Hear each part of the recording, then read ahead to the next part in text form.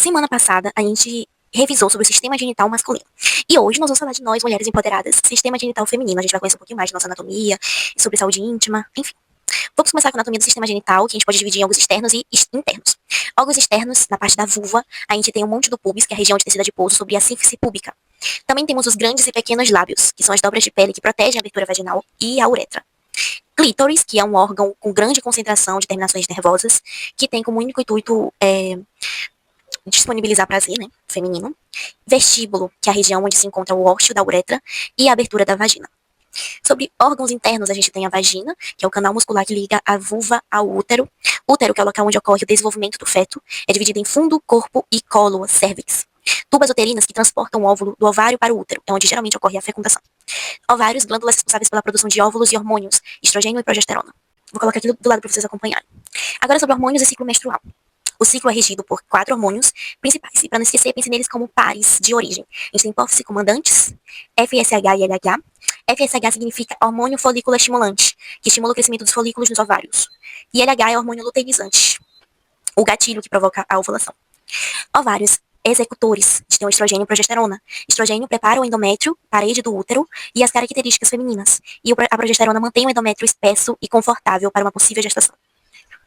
Macete para as fases do ciclo. Lembre-se da palavra MOP, menstrual, ovulatória e progestacional ou luteínica, que é o aumento da progesterona. Então, a fase menstrual é o início de tudo, que é quando não ocorre a gravidez e o endométrio vai se descamar. A ovulatória é o pico do LH.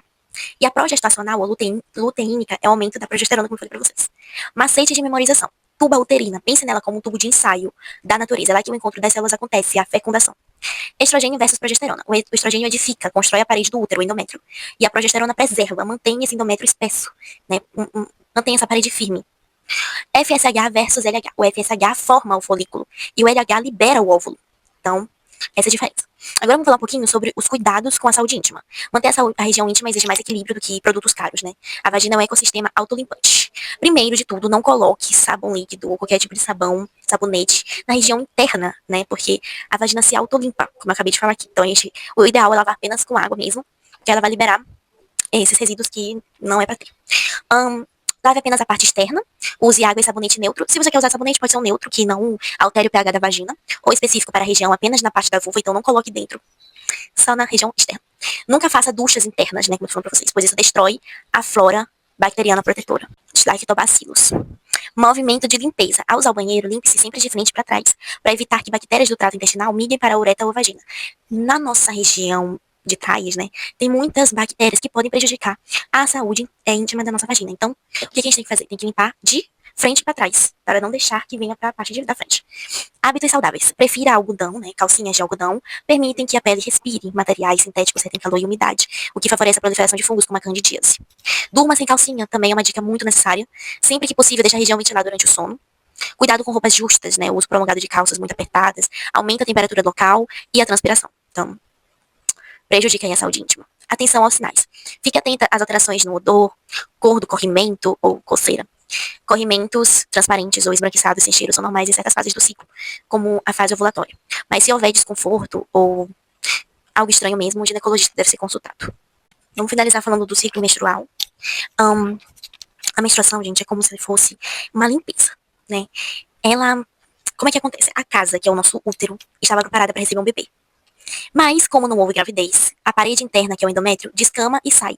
Essa descamação do endométrio nada mais é do que a nossa menstruação. Isso que é a menstruação.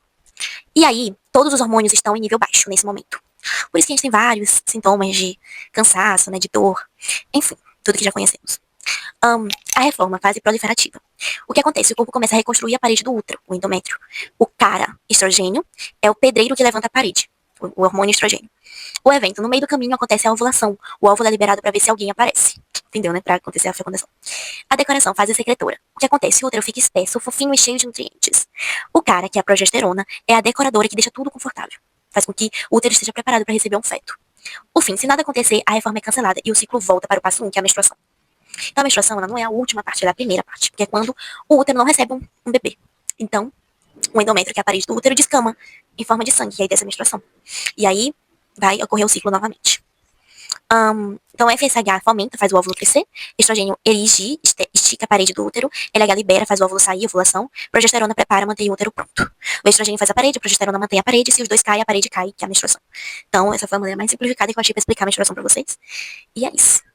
É muito importante a gente conhecer sobre o nosso ciclo, como funciona o nosso corpo e como cuidar da nossa saúde íntima. Se tiver alguma dúvida, coloca aqui nos comentários. Beijo. E semana que vem não, amanhã, domingo, a gente vai falar sobre sistema tegumentar.